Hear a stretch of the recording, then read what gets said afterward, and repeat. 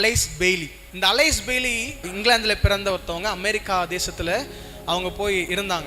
நான் ஒரு 10 கட்டளை தரேன்.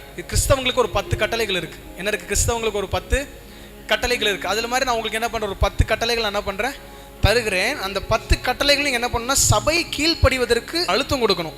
Take God and prayer out of the education system. அதாவது கல்விகளிலிருந்து ஜபத்தையும் வசனத்தையும் என்ன பண்ணணும், வெளியில் எடுக்கணும். இதெல்லாம் நல்லதா இல்லையா நீங்கள் முடிவு பண்ணிக்கோங்க. இது இன்னைக்கு உலகத்தில் நடக்குதா இல்லையா நீங்கள் பார்க்க போறீங்க. அந்த அம்மா கொடுத்த 10 சட்டங்கள் எதுக்குன்னா, உலக ஒழுங்கை மாற்றுவதற்கு. உலகம் ஒரு ஒழுங்கல் என்ன பண்ணிக்கிட்டு இருக்கு, பேய்கிட்டு இருக்கு.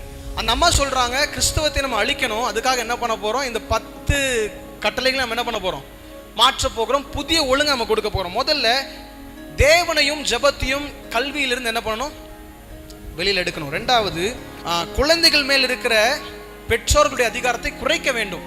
மூணாவது, கிறிஸ்தவ குடும்ப அமைப்பு என்ன பண்ணணும்னா கெடுக்கணும்.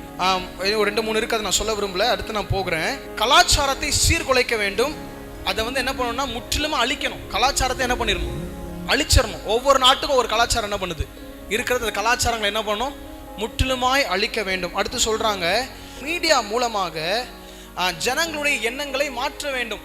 Use media to promote and change mind set. அடுத்து இருக்கிறது, get governments to make all these points law and get the church to endorse these changes.